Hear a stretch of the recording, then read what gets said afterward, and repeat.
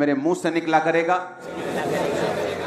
यही एकमात्र रास्ता है मेरी चंगियाई का, मेरी बरकत का। यीशु मसीह के सामर्थी नाम में हम मांगते हैं। तारीफ करो जोर से आज के दिन के लिए। Hallelujah, hallelujah. भजन संहिता 16 उसकी 11 आयत। तू मुझे जीवन का रास्ता दिखाएगा, तेरे निकट आनंद की भरपूरी है, तेरे दाहिने हाथ में सुख सर्वदा बना रहता है। कलीसिया इसलिए आशीषित नहीं होती सिर्फ कि वो चर्च अटेंड करती है, टाइट देती है। नो नो नो, ये सिर्फ कलीसिया का यही काम नहीं है।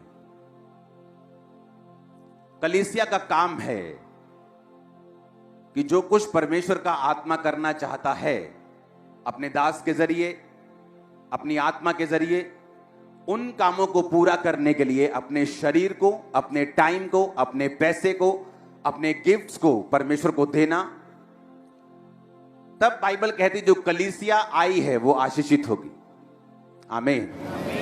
पौलुस ने कहा परमेश्वर तुम्हारी हर घटी को इज्जत समेत पूरा करेगा। कई बार घटियां बेइज्जती से पूरी होती हैं। हां, कि घटी हो गई, आप मांगने जाते हैं, वो 10 टाइम बेइज्जती करता है और फिर देता है 20,000 ब्याज टाइम पर देना पर। परमेश्वर कहता लेकिन मैं तुम्हारी हर घटी को इज्जत से पूरा करूंगा, तुम्हें बेइज्जती नहीं होगी। पर यह किसको बोला गया? यह उस कलीसिया को बोला गया जो पौलुस के मिशनरी कामों में उसकी सहायता करते थे, जो चंदा भेजते थे, जो उसके साथ खड़े थे, जो पौलुस के साथ खड़े होने से शर्मिंदा नहीं थे। बाइबल कहती पौलुस ने कहा अब मेरा परमेश्वर तुम्हारी हर घटी को मसीह में महिमा सहित पूरा करेगा। पिछले साल पंजाब में बहुत विरोध हुआ परमेश्वर का। मेरे गांव मत आना, इधर नहीं आना, उधर मत आना। तो मैंने कहा था एक कमेटी बनाएंगे, पास्टर्स कहीं भी किसी भी मिशन का किसी को टच किया उसका सारा जिम्मेवारी हम लेंगे, चर्च लेगी। क्या हुआ? किसी पास्टर को चोट लगती थी, कोई चाकू मार गया, उसको लगता अब क्या होगा। उसका बेस्ट हॉस्पिटल में ट्रीटमेंट होता था, उसकी फैमिली को मंथली पेमेंट मिलती थी, उसका पूरा इलाज फर्स्ट क्लास हॉस्पिटल में, उसको कोई चिंता नहीं थी। उनको लगता था कि नहीं यार ये काम। हर संडे मेरा बयान आता था कि नहीं? क्योंकि पंजाब के हर गांव से इस चर्च के मेंबर हैं, तो मेरा बयान काम करता था। अब लोग बोलते हैं मणिपुर के लिए बयान क्यों नहीं देते? वहां मेरा कोई मेंबरशिप नहीं है, कांटेक्ट नहीं है। मेरा बयान उनका नुकसान करेगा, फायदा नहीं करेगा। लेकिन क्या मैं काम कर रहा हूं? खुदाबंद छक्के छुड़ा देगा। टाइम की वेट करना, अपनी जस्ट वेट करना। हर काम को बोल के किया जाए जरूरी नहीं। यीशु ने हमें सांपों की तरह बुद्धिमान रहने के लिए बोला। तो डोंट वरी, अगर मैं किसी चीज का नाम नहीं ले रहा हूं तो मैं उसके लिए काम नहीं कर रहा हूं, ये भूल जाओ।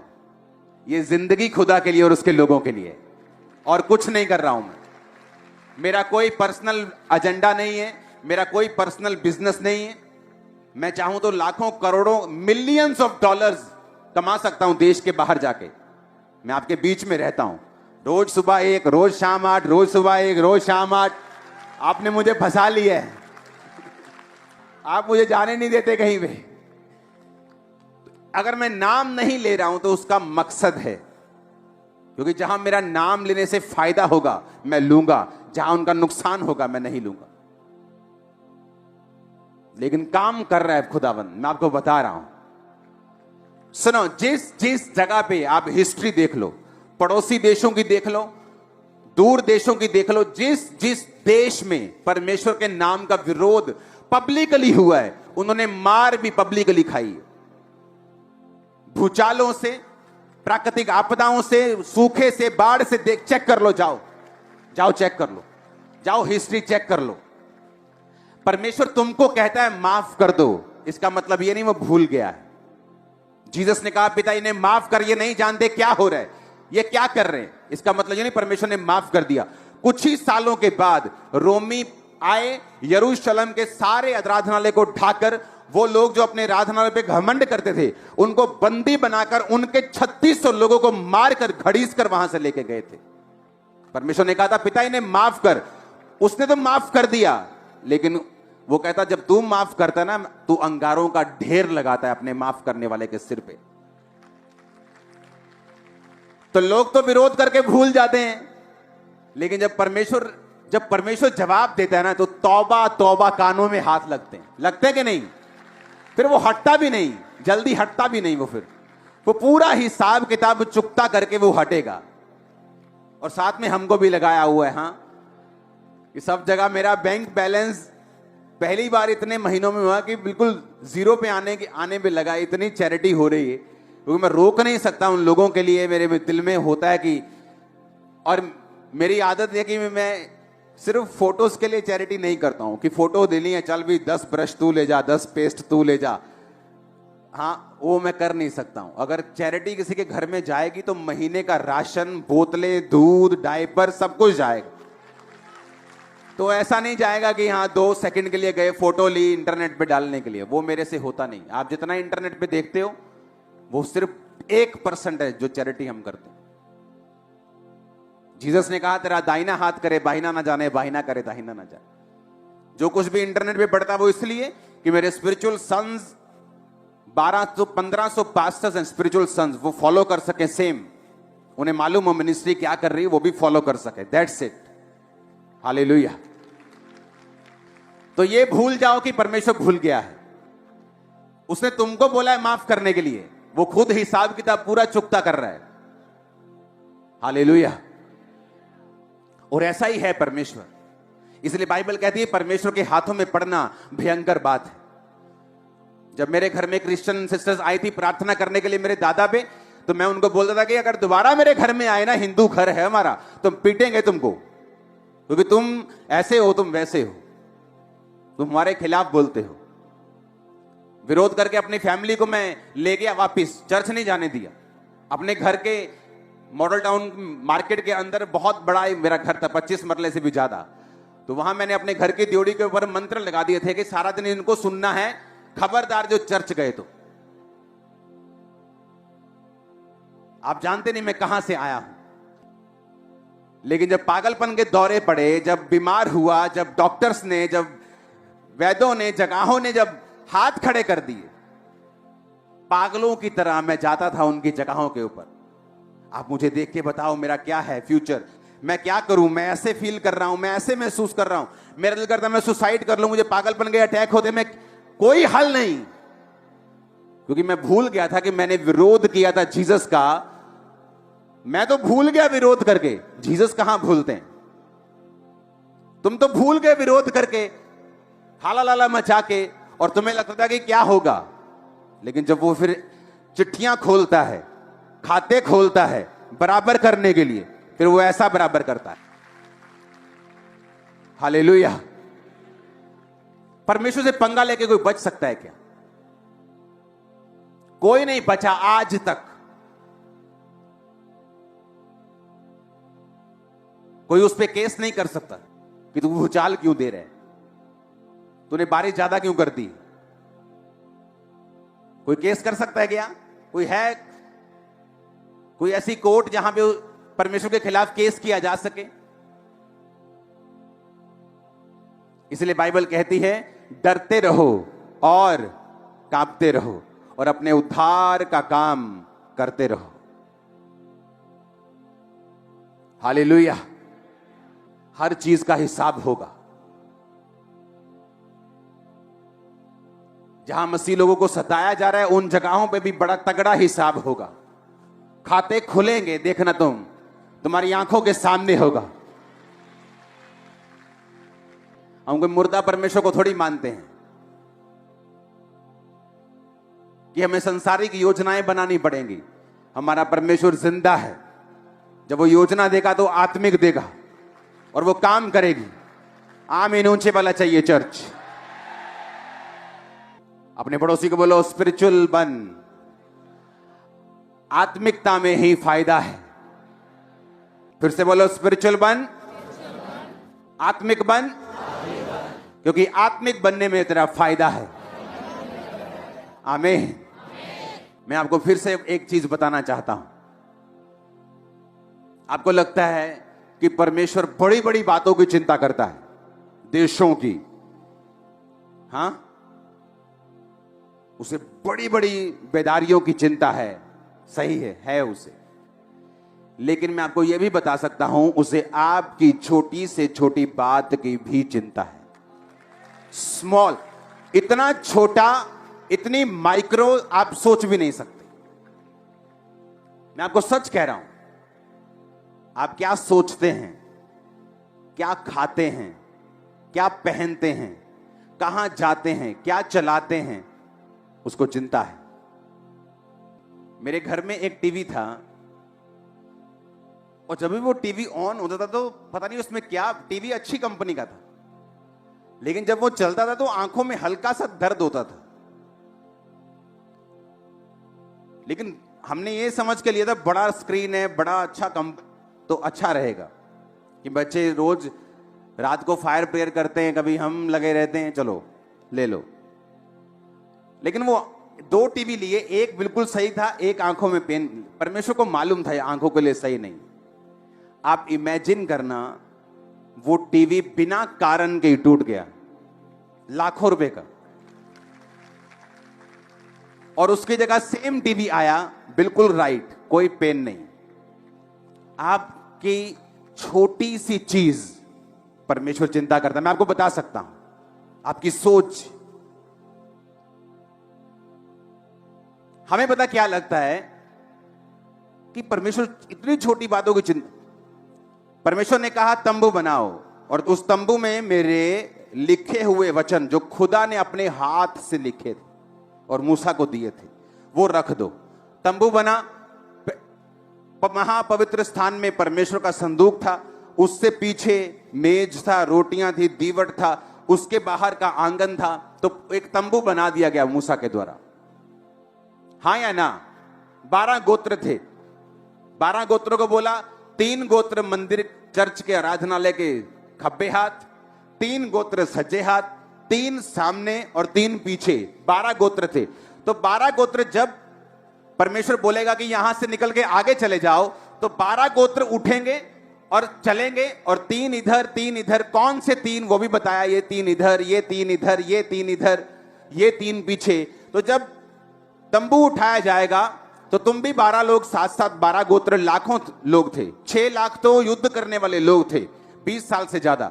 स्त्रियां शामिल नहीं की गई थी। तो आप इमेजिन करो, 20 लाख की पॉपुलेशन थी वो, 20 लाख लोग थे जो तंबू के आसपास चलते थे। और परमेश्वर ने क्या कहा, तंबू में जो लोग होंगे, तंबू का जो सेवा करेंगे, वो लेवी लोग, वो उसमें शामिल नहीं थे। तो जैसे ही परमेश्वर बोलता था कि तंबू उठा के चलो आगे, तो कुछ उसके दीवट को उठाते थे, कुछ की ड्यूटी लगी थी पवित्र स्थान को उठाना, कुछ की ड्यूटी पर्दे उठाना, बांस जो भी था उनके पास उठाते थे, वो चलते थे। लेवी बीच में, 12 लोग साइड पे चलते थे। समझ आई कि नहीं आई? अपने हाथों को उठा के बोलो, परमेश्वर जो कुछ आप मैं समझूं वो 100 गुना फलों को लेके आए। मांगो अपने हाथों को उठा के पहले, ऊंची आवाज में।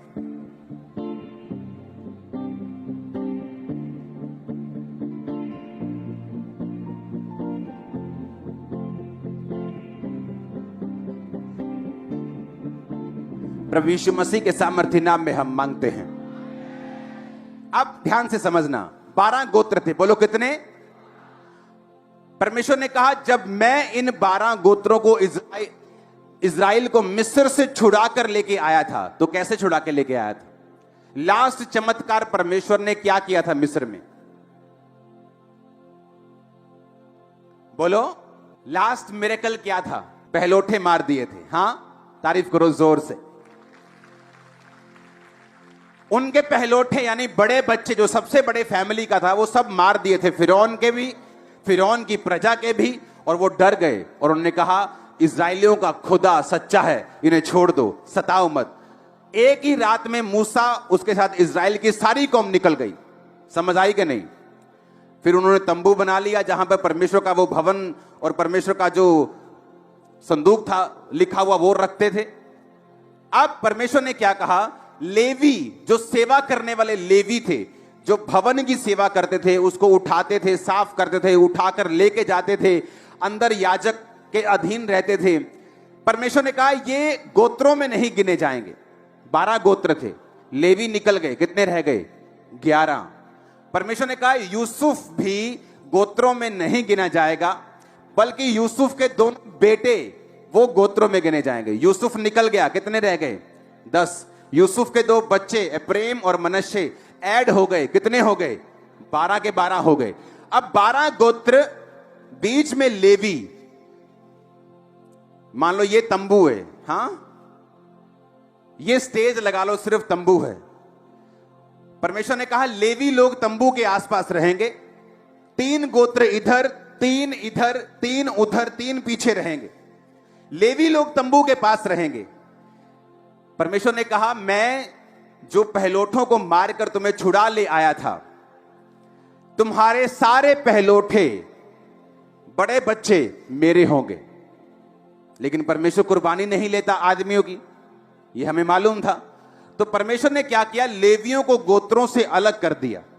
और परमेश्वर ने कहा लेवियों के जितने पुरुष होंगे वो तुम्हारे पहलोठों के बदले मैंने सेवा के लिए ले लिए हैं। आप मेरी बात समझ गए कि नहीं? हां, तो लेवियों के जितने बेटे थे, परमेश्वर ने कहा तुम लाखों लोगों के पहलोठों के बदले मैं लेवियों के बेटे ले लेता हूं। समझ आई कि नहीं आई? मैं हैरान हो गया बाइबल पढ़ के। जब हम गिनती की पुस्तक 3 उसका 39 से 43 आयत पढ़ते हैं, यहोवा की इस आज्ञा को पाकर 1 महीने या उससे अधिक आयु वाले जितने लेवीय पुरुषों को मूसा और हारून ने उनके कुलों को अनुसार गिना, वो 22,000 थे। परमेश्वर का वचन कहता है लेवियों, जो लेवी जो तंबू के आसपास रहते थे, उनके जब बेटों को गिना वो कितने थे? कितने थे? 22,000। फिर यहोवा ने मूसा से कहा इस्राएलियों के जितने पहलोठों पुरुषों की आयु 1 महीने या अधिक है उन सबों के नाम ले ले। अब परमेश्वर कहता लेवी गिन लिए ना, अब सारे इजरायली, 3 गोत्र इधर के, 3 उधर, 3 इधर, 3 पीछे के, सारे इजरायलियों के जितने पहलोठे बच्चे हैं उनकी गिनती भी ले ले। जब उनकी गिनती ली गई तो 43 आयत में लिखा सब पहलोठे पुरुष जिनकी आयु 1 महीने या उसके अधिक की थी जो इजराइल में थे, उनकी गिनती भी 22,273 निकली।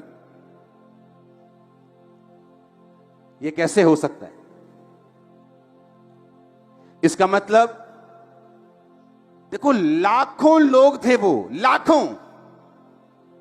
अब मेरी बात को ध्यान से समझना, लाखों लोग हैं जो तंबू के आसपास डेरा डाल के बैठे हैं,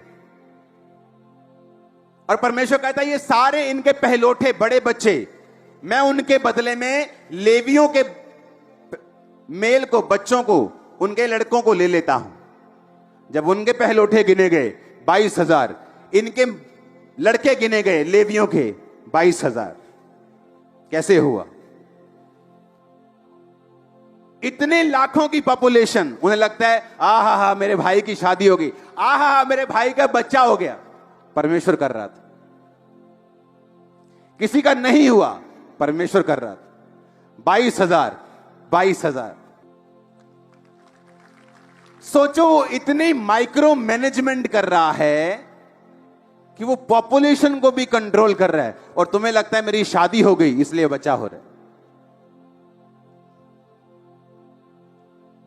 वो कहते तुम्हारे सारे पहलोठे मेरे, लेवियों अपने मेल बच्चों को गिनो, कितने? 22,000। तुम्हारे पहलोठे कितने? 22,000। मैं जिंदा खुदा हूं, उसने कहा। मैं जानता हूं एक एक चीज जो तुम्हारी लाइफ में हो रही है। इमेजिन करो, तुम्हें क्या लगता है तुम्हारी जिंदगी में जो हो रहा है परमेश्वर को मालूम नहीं? कौन सी सोच तुम्हें तंग कर रही, क्या उसे मालूम नहीं? कौन सी चिंता तुम्हें सता रही, क्या उसे मालूम नहीं? कौन सी बॉडी का पार्ट तुम्हारी हीलिंग को चाहिए, क्या उसे मालूम नहीं? क्या तुम्हें तुम्हारी लाइफ में परमेश्वर चाहता है, तुम्हें यह देखना है वचनों के जरिए से। वो ऐसा परमेश्वर है जो लाखों में भी एक एक गिनती को, एक एक बच्चे को कंट्रोल किया हुआ उसने। ऐसा परमेश्वर देखो, लाखों लोग बैठे हैं, लाखों गोत्र, 3 में भी लाखों के हिसाब से, इधर लाखों, इधर लाखों, इधर लाखों, उधर लाखों, और इधर भी 22,000 निकले सबके, और इधर भी 22,000। और हमें लगता है कि परमेश्वर के पास यह कंट्रोल नहीं है कि मेरा वीजा आएगा कि नहीं। यह परमेश्वर की गलती थोड़ी, उसको क्या कंट्रोल है? हमें लगता है वो मेरे सिर दर्द को कैसे कंट्रोल कर सकता है? मेरा बेटा तो बिगड़ गया है, बेटी बिगड़ गई, वो तो कैसे कंट्रोल हो सकते हैं? वो कहता है मैं तो लाखों को कंट्रोल कर रहा हूं, तुम्हें क्यों नहीं कर सकते? वो तो एक एक गिनती का हिसाब रख रहे हैं, तुम्हारा हिसाब क्यों नहीं रखेगा? इमेजिन करो आप। सब शुरुआत करते हैं मसीह में। हां, बाइबल कहती है, याकूब कहता मैं मरने वाला हूं, आ जाओ अपने अपने हिसाब किताब लेके तुम्हें आशीष दूं। यूसुफ भी चला अपने 2 बच्चों को लेके। याकूब के पास पहुंचकर उसने देखा, अपने बाप के पास गया और अपने बड़े बेटे को अपने अपने लेफ्ट साइड कर लिया कि जब उसका बाप प्रार्थना करे तो सज्जा हाथ उस पे आए। थोड़ा बुजुर्ग बंदा चाहिए।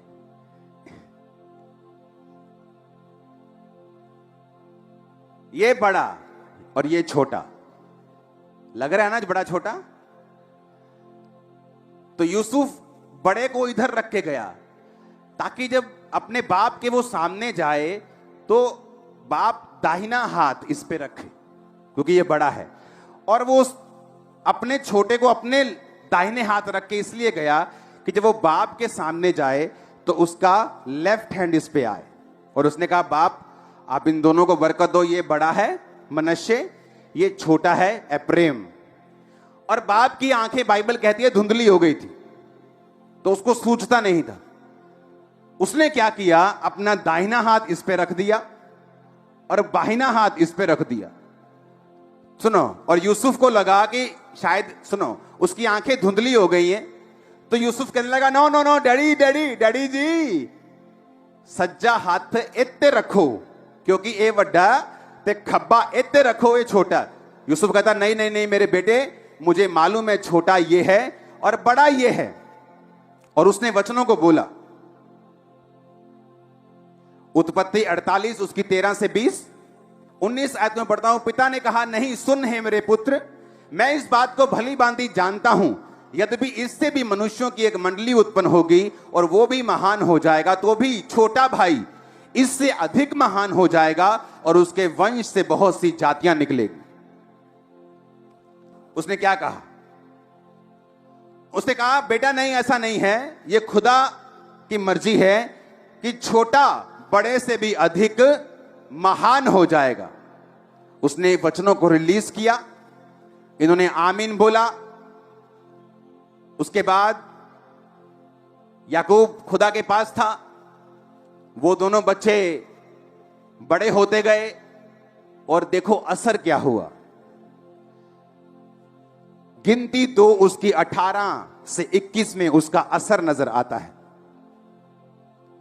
जो गोत्र मैंने आपको बताए थे, जब गोत्रों की गिनती हो रही थी कि तुम खब्बे रहोगे, तुम पश्चिम में, तुम उत्तर में, तुम दक्षिण में, तुम पूर्व में रहोगे, तो गोत्र गिने जा रहे थे कि गिनना भी है कि कितने बंदे हैं एक गोत्र में। पश्चिम की ओर एप्रेम की छावनी के झंडे के लोग अपने दल के अनुसार रहेंगे।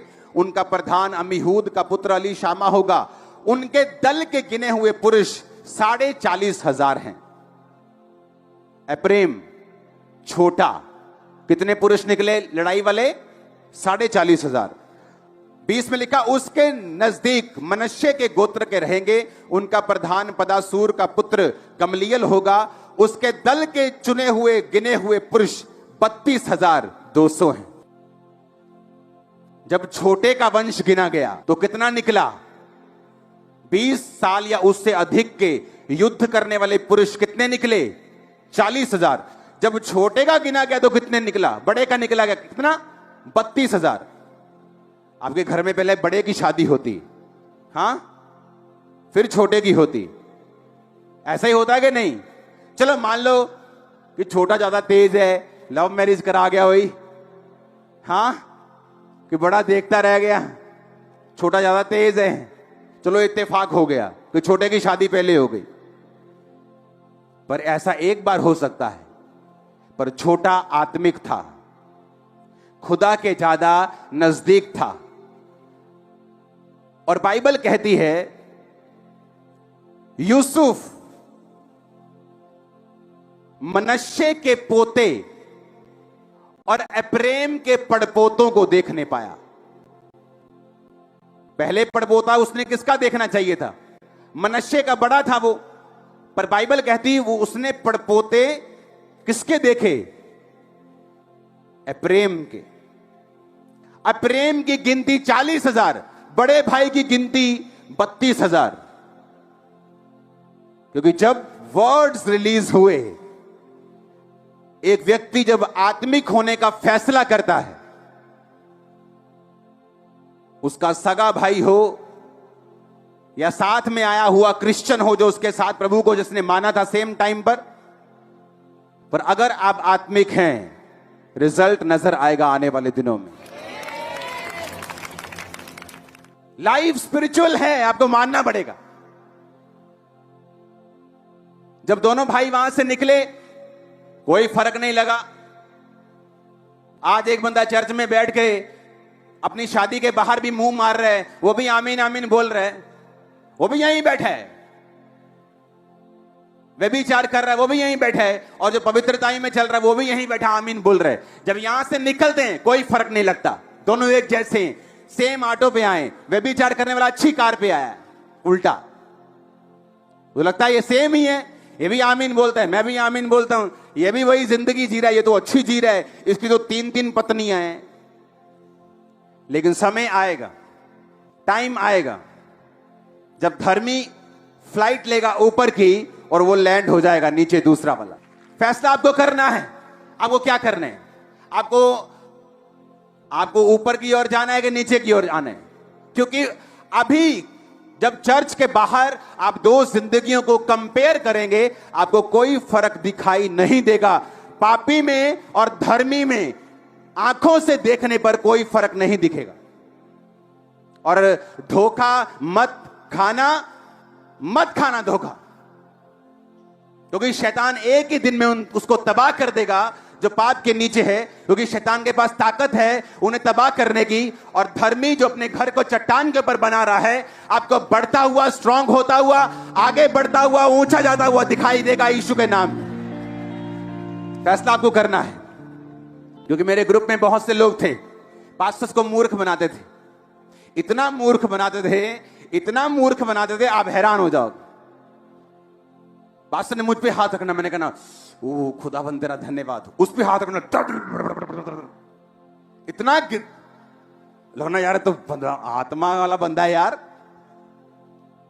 और अगली रात लड़की के साथ सोया होता था, नेक्स्ट नाइट। पर आज चलो मेरा तो छोड़ो, कोई कंपेयर नहीं कर सकता उसके साथ। एक स्मॉल ब्लेस बंदा भी उसके साथ कंपेयर करेगा तो अपने आप को ऊपर पाएगा। इतना लो लेवल पे जा चुका है। हर जगह उसको परमेश्वर ने लोएस्ट लेवल दिखाया। क्योंकि परमेश्वर को मूर्ख बनाता था, उसके लोगों को मूर्ख बना सकते हो 2-4 दिन के लिए, लेकिन जो न्याय आने वाला है उसको तो मूर्ख नहीं बना सकते। झूठ बोल सकते हो पर फ्लड को रोक नहीं सकते। हालेलुया। तो दिखने में दोनों एक जैसे हैं, एप्रेम भी मनश्शे भी। हाथ रखा तो भी एक जैसे, आमीन बोल के आए तो भी एक जैसे। 2-4 साल कोई फर्क नहीं पड़ा। लेकिन जब आपकी लाइफ की प्रोफेसी जो एक बच्चे के रूप में आपको दी जाती है, आप उसे पालते हैं, जिंदा रखते हैं, उसे फीड करते हैं। छोटा सा बच्चा आपको दिया जाए, हाँ, कुछ लोग कुत्ते का बच्चा लेते मार देते हैं उसको, इतना उठाते हैं, इतना खिलाते, खिलाते ही नहीं या कुछ तंग कर दे, मर जाता। लेकिन कुछ लोग उसे लेते हैं, पालते हैं और बड़ा करते हैं। प्रोफेसी इसी तरह की है। आप उसे बच्चे की तरह लेते हैं, खिलाते हैं, उसकी रक्षा करते हैं कि प्रभु ने कहा है मेरे सिर के ऊपर, ये प्रोफेटिक वर्ड है, मुझे व्यभिचार में नहीं जाना है, चोरी नहीं करनी, डाका नहीं मारना है, गलत काम नहीं करना है, शराब नहीं पीनी, नशा नहीं करना है। मैं अपनी प्रोफेसी को बड़ा करूंगा और जब वो बड़ी होकर बोलने लगेगी तो दुनिया सुनेगी आपको इन जीसस ने। जब तक वो बड़ी होने के योग्य नहीं है तब तक लोगों को लगता है क्या फर्क है तुझ में और मुझ में, चला ऐश करते हैं, क्या फर्क है तुझ में और मुझ में, चला एक बड़ी अच्छी शैंपेन आई है बड़ी महंगी वाली, उसे पी के आते हैं, चला पार्टी करते हैं। क्योंकि अभी आपकी प्रोफेसी छोटी है, बोल नहीं सकती, लेकिन उसको जिंदा रखो। क्योंकि एक बच्चा जब छोटा होता है, अगर आप उसे पालेंगे वो बड़ा होगा, और बड़ा होगा तो बोलेगा भी और काम भी करेगा। प्रोफेटिक वर्ड जो आप पे रिलीज किए जाते काम करते हैं, लेकिन बाइबल कहती भविष्यवाणियों को तुच्छ मत समझो, उनको पालो, उनके विषय में काम करो, उनके अनुसार अच्छी लड़ाई को लड़ो। हालेलुया। एक विश्वासी को मालूम होता है खुदा की बड़ी योजना है, लेकिन उसे मालूम है कि वो कमियां उसकी लाइफ से दूर होनी चाहिए। हालेलुया। परमेश्वर ने कहा अब्राहम तेरे पास पैसा भी है, बरकतें भी हैं, लेकिन एक आशीष जो तू चाहता है, मेजर वाली, बड़ी वाली, जो बड़ी स्ट्रांग है, जो सारा सिनेरियो चेंज कर दे। लोग गवाही देते होंगे उसके घर में, वाह भैया अब्राहम तो बड़ा कमाल का हो गया, किथे हले होया थोड़ी है कुछ, पैसे ही है, बरकत ही है। अब्राहम चाहता कि वो वाली बरकत जरूर मिले मुझे, वही मुंह बंद करेगी। और परमेश्वर कहता अगर मुंह बंद करने वाली बरकत चाहिए तो तुझे सिद्ध होना पड़े, परफेक्ट होना पड़े। और जब परमेश्वर आपको बोलता है मेरी बेटी परफेक्ट होना है, सिद्ध होना है, तो तुम्हें मालूम है परमेश्वर किसके बारे में बात कर रहा है। तुम्हें मालूम है तुम टीवी देखती हो ज्यादा, तुम्हें मालूम है तुम प्रेयर नहीं करती हो, तुम्हें मालूम है फोन की एडिक्शन हो गई है तुमको, तुम्हें मालूम है तुम चुगलियां करती हो, तुम्हें मालूम है कौन सी कमी है तुम्हारे अंदर, और तुम्हें मालूम है जब परमेश्वर कहता है मेरी बेटी सिद्ध हो जा, तुम्हें पता है कौन सी कमी दूर करनी। और वो वाली टेस्टमनी जो मुंह बंद कर देगी शैतान का और विरोधियों का, वो सिद्धता के बाद आपकी लाइफ में आती। अब तुम देखो सारा कुछ तुम्हारे सामने है, स्पिरिचुअल होने का असर क्या हुआ वो भी तुम्हारे सामने है, थोड़ा कम स्पिरिचुअल होने का असर क्या हुआ वो भी तुम्हारे सामने है, पाप करने का असर क्या हुआ वो भी तुम्हारे सामने है। अब तुमने ये देखना है कि मुझे किस रीति से प्रभु में चलना है, अपनी भविष्यवाणी के लिए लड़ाई करते हुए, वचन पे चलते हुए चलना है, या पंगे लेते हुए, संसार का भी आनंद लेते हुए, सब जगह मुंह मारते हुए चलना है, तो तुम्हारी मर्जी। अगर आदत ही पड़ जाए धक्के खा के जाने की तो प्लेन कहां से पसंद आए। अगर बसों में धक्के खाने की आदत पड़ गई है तो फिर प्लेन कहां से पसंद आए। हाँ, जब तक तो ऐसे खड़े खड़े कपड़े ना फट जाएं 2-3 जगह से, फिर कहां प्लेन पसंद आए। तो अगर प्लेन मौजूद है मुंबई जाने के लिए तो क्यों बसों में जा रहे हो। अगर तुम्हें मालूम है पवित्रताई में चलने से तुम्हारी राह आसान हो जाएगी और खुदावन तुमसे बात करेगा, तुम्हें गाइड करेगा, तो क्यों चलना उस रास्ते में जहां पे सब कुछ अंधेरा है, जहां अगुवाई होनी बंद हो जाती है और हम शरीर के अनुसार चलना शुरू कर देते। हालेलुया। अपने पड़ोसी को बोलो आत्मिक बन, फिर से बोलो आत्मिक बन। अपने हर एक पड़ोसी को बोलो ऊंची आवाज में, क्वायर को, ले हैंड वाले को ऊंची आवाज से बोलो आत्मिक बन, तेरा फायदा है इसमें। बोलो बोलो बोलो बोलो ऊंची आवाज में बोलो बोलो, मैं देख रहा हूं तुमको। 7 जनों को बोलो, 5 जनों को बोलो, अपने आसपास अलग अलग लोगों को।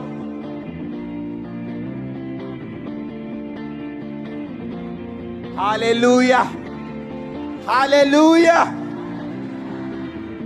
आत्मिक दौड़ में दौड़ोगे तो एक जगह पहुंच जाओगे, फिर जहां पहुंचोगे कोई नीचे नहीं कर पाएगा। कोई जितना मर्जी बोल ले, दुखी हो जाएगा, सिर दर्द हो जाएगा, उसको तुम्हारा होगा कुछ नहीं।